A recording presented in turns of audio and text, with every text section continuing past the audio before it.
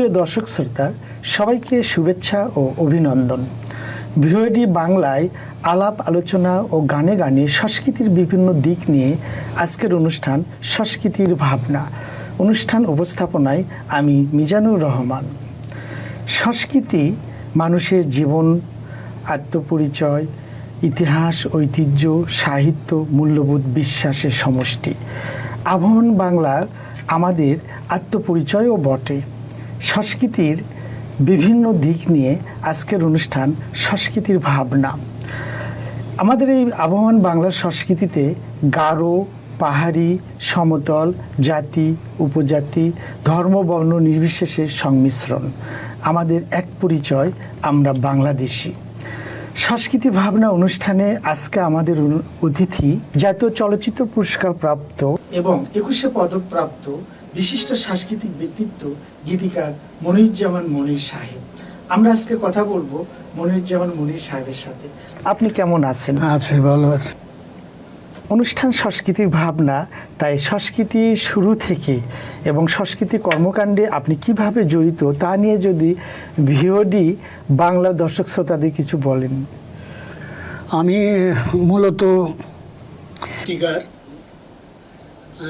গীতিকার মানে গান যিনি লেখেন আর কি। এখন এটাকে গীতি কবি বলে, তবে আমি গীতিকার নামে আমার নাম উচ্চারিত হলে আমি সুখী হই আর কি। সংস্কৃতির সাথে আপনি কিভাবে জড়িত হলেন? আমি প্রথমত ছড়া, গল্প, কবিতা ইত্যাদি লিখতাম আমার দেশ সুনামগঞ্জে যখন আমি ছিলাম। তারপর সিলেটে আমার মামা গান করতেন, সিলেট বেতারে।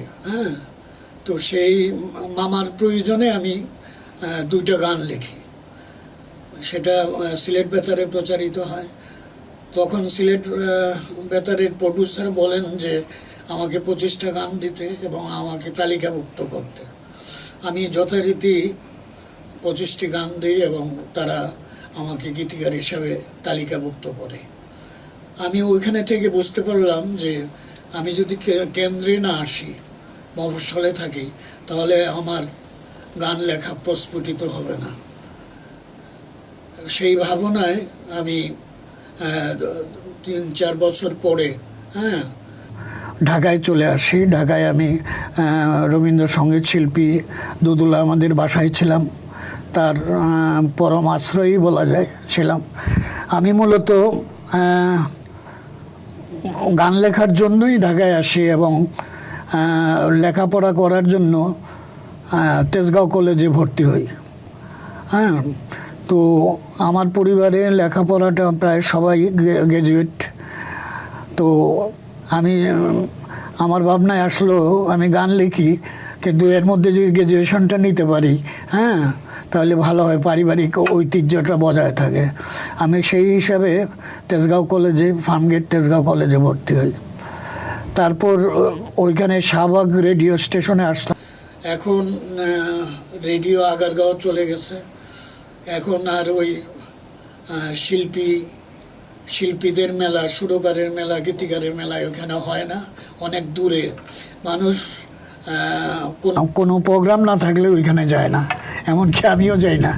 কিন্তু শাহবাগের একটু এই যে আপনার সুনামগঞ্জ টু ঢাকা জার্নি, নতুন প্রজন্মরা জানতেছে, আপনি যখন ঢাকায় আসলেন তখন ওই কাজের পরিবেশে যে প্রেক্ষাপটগুলো আসতেছে, এগুলো দর্শক শ্রোতার উদ্দেশ্যে আরেকটু বলুন।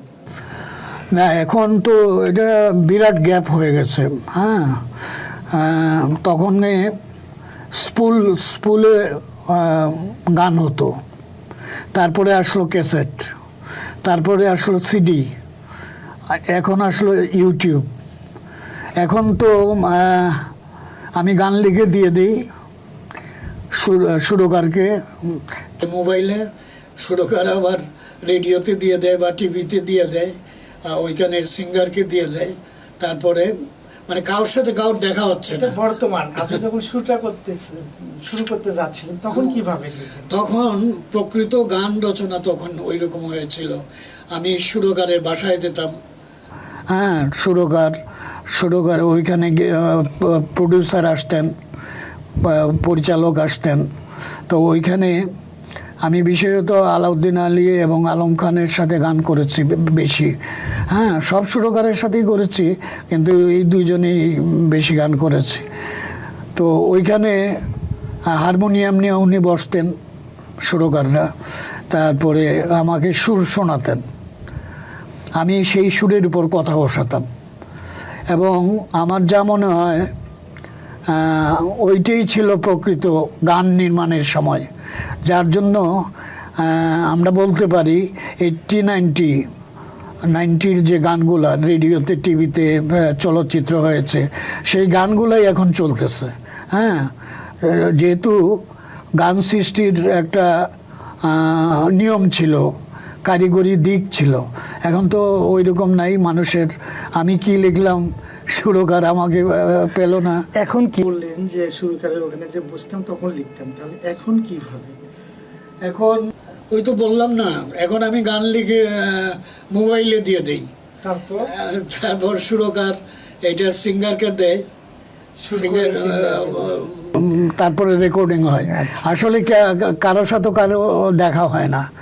অবশ্য ওরা মানে মাঝে মধ্যে আমাকে বলে যে রেডিওতে, টিভিতে যেতে। হ্যাঁ, এটা বলার জন্য বলা, কিন্তু আগে এটা ছিল না। হ্যাঁ, আগে মানে আমার শ্বশুরের তো গান ঠিক হলো না, না ঠিক হলে সুরকার বলতেন, পরিচালক বলতেন। এখন এই পর্যালোচনা করার সুযোগ নাই, যার জন্য গানের মান কি হচ্ছে, হ্যাঁ, এটার শ্রম কি দেওয়া হচ্ছে, এটা মানে শ্রম দিয়ে ওই রকম আমার যা মনে হয় যে ওই রকম ফল পাওয়া যায় না বর্তমান সময়ে। তার মানে আপনি বলতে চাচ্ছেন আগে মানে আপনার ওই জার্নির শুরুতে যেটা করতেন ওটাই বেটার ছিল কি? অবশ্যই অবশ্যই। আমি যখন ঢাকা আসলাম, আমি তো বললাম আপনাকে ওই বিষয় তো 90s, তার আগের গানগুলা। এখন রেডিও, টেলিভিশন এবং চলচ্চিত্রে যে গানগুলো হয়েছে, সেই গানগুলোই কিন্তু এখন নতুন প্রজন্মের শিল্পীরা গাচ্ছে অধিকাংশ গান। এবং আমি জানি না ফিল্ম কখন নীরবে সে নীরবে চলে যায়, রিলিজ হয়, সেখানে মানুষ কারা দেখে। একটা আগে ছিল যে 1-2টা গানে বুঝিয়ে দিত যে এই ছবিটা আসলো, এরকম আছে। আমার লেখা গান, গাজী মাজহারুল আনোয়ারের লেখা গান, রফিকুজ্জামানের লেখা গান, এদের আমাদের গান শুক্রবারেই ফলাফল হয়ে যেত, কেননা শুক্রবারে চলচ্চিত্র সিনেমা রিলিজ হতো। তো এখন কোথায় কি চলছে, কে কি, মানে এটা বলা মুশকিল আর কি। সুপ্রিয় দর্শক শ্রোতা, ভিওডি বাংলা আয়োজিত আজকে সংস্কৃতির ভাবনা অনুষ্ঠানে শুনলাম গানের লেখা এবং গান সেই সময় এবং বর্তমান প্রেক্ষাপটে। এখন দেশের জনগণ প্রবল জানার ইচ্ছা, প্রথম বাংলাদেশ আমার, শেষ বাংলাদেশ, জীবন বাংলাদেশ আমার, মরণ বাংলাদেশ। এই যে গান, গানের সম্পৃক্ততা, শহীদ প্রেসিডেন্ট জিয়াউর রহমান, বীর উত্তম সাহেব, এইগুলো বিষয় নিয়ে জনগণের আসলেই প্রবল আগ্রহ। আপনি যদি ভিওটি বাংলার মাধ্যমে জনগণকে এই বিষয়ে একটু ভালোভাবে বলতেন। প্রথম বাংলাদেশ গানটি আসলে দেশাত্মবোধক গান। হ্যাঁ, সেখানে আসলে আমি ওই জিয়াউর রহমান সাহেব যখন আসেন, তার কর্ম উদ্দীপনা, তার দেশপ্রেমের যে প্রকাশ হয়েছিল, আসলে আমি ওই সেটাই আমাকে অনুপ্রাণিত করেছিল। এবং যার ফলে পুরো গানটার মধ্যেই প্রকৃতি, দেশপ্রেম ইত্যাদি ছিল। এবং এটা জিয়াউর রহমান সাহেব তার দলীয় সঙ্গীত করেছিলেন এবং আমার সাথে দেখা হয়েছিল 2বার। আমি শুধু ওই জিয়াউর রহমান সাহেবের সাথে নিয়ে গান লিখি নাই, আমি দেশনেত্রী খালেদা জিয়াকে, ওনার জন্য গান লিখেছিলাম। যেমন একটি গান টেকনাফ থেকে তেঁতুলিয়া, অন্তরে সবার খালেদা জিয়া। আর তারেক সাহেবকে নিয়ে গান লিখেছি, কিন্তু এটা এখনো প্রকাশ করিনি আর কি, রেকর্ড হয়েছিল। এই যে প্রথম বাংলাদেশ আমার, শেষ বাংলাদেশ, জীবন বাংলাদেশ আমার, মরণ বাংলাদেশ, এই দেশাত্মবোধক গানটা কিভাবে বিএনপির দলীয় সঙ্গীতে পরিণত হলো, নিশ্চয়ই আপনি জানেন বা শহীদ প্রেসিডেন্ট জিয়াউর রহমানের যে বললাম সম্পৃক্ততা, এইটা একটু দর্শক শ্রোতাদের বলুন। উনি কিন্তু আমার বলেননি যে দলীয় সঙ্গীত করবেন, কিন্তু এই গানটি যে ওনার পছন্দ হয়েছিল, মন কেড়েছিল, সেটা আমি সিলেটে ছিলাম। হ্যাঁ, তখন আমাকে সিলেট থেকে খবর দিয়ে নিয়ে আসা হয় এবং জিয়াউর রহমান সাহেবের এখানে আমি বঙ্গভবনে, তারপরে ওল্ড টাউনের একটা অডিটোরিয়ামে ওনার সাথে আসলে দুবার দেখা হয়েছিল। এবং আশ্চর্য ব্যাপার, মানে দ্বিতীয়বারে আমি 2-3 ঘন্টা ওনার কাছাকাছি ছিলাম। প্রথমে বঙ্গভবন, তারপরে 28 নম্বর রোড, এখানে বিএনপি প্রথম কি ছিল, অফিস ছিল। ওইখানে আমি ওই ওনার যে প্রেসিডেন্টের গাড়ির যে শাড়ি থাকে, হ্যাঁ, ওইখানে একটার মধ্যে উঠে আমি এখানে আসি এবং প্রেসিডেন্ট সাহেব আমাকে ওনার যেখানে বসতেন ওইখানে আমাকে বসিয়েছিলেন। আমি যখন বলতাম যে যাই, তখন কেন জানি উনি বলতেন না বসেন। আমার বললেন যে বাসা কোথায়, আমি বললাম যে আমার বাসা মোহাম্মদপুর। বললেন যে হ্যাঁ, বললেন যে আমার লোকজন আপনাকে দিয়ে আসবে। মানে আমার আসলে এত মফস্বলের আমি, হ্যাঁ, মনির অনেক দূরের যার বাড়ি। তো আসলে আমি জিয়াউর রহমান সাহেবের এইখানে থেকে আমার ভয় ছিল, তার যে ব্যক্তিত্ব, হ্যাঁ, এই জন্য। তারপর আরেকটা ঘটনা আছে, ওনার এখানে আমি চা খেয়েছিলাম, চা সম্পূর্ণ করতে পারিনি। ওনার চায়ে যে আপনার দারচিনি, লং, এলাচি এগুলো ছিল, হ্যাঁ, এইগুলো আমাকে খাইতে পারি। আসলে আমি টেনশন, কোথায় প্রেসিডেন্ট জিয়াউর রহমান আর কোথায় আমি, আমার ভীষণভাবে একটা। সেখান থেকে তো আবার আপনার গান নিয়ে কথা, প্রথম বাংলাদেশ। তারপর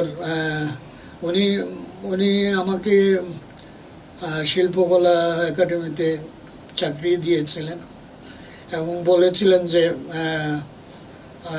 চাকরি করে আবার গান লেখা ছেড়ে দেবেন না, গান লেখার জন্যই আপনাকে চাকরি দেওয়া হয়েছে। তো আমার এটা সৌভাগ্য যে শহীদ প্রেসিডেন্ট জিয়াউর রহমান সাহেবের সাথে সাক্ষাৎ হয়েছিল এবং তিনি যে আমার প্রতি স্নেহ প্রদর্শন করেছিলেন, সেটা আমার সবসময় মনে থাকে। ওই যে গানটার বিষয়ে কিভাবে, আপনি কতটুকু জানেন, আপনার সেই দেশাত্মবোধক গানটা কিভাবে দলীয় সঙ্গীতে না, আমি তো এই বললাম তো যে ওই গানটা উনি শুনেছিলেন টেলিভিশনে। এটা আসলে টেলিভিশনে নওয়াজ আলী খান প্রডিউসার ছিলেন।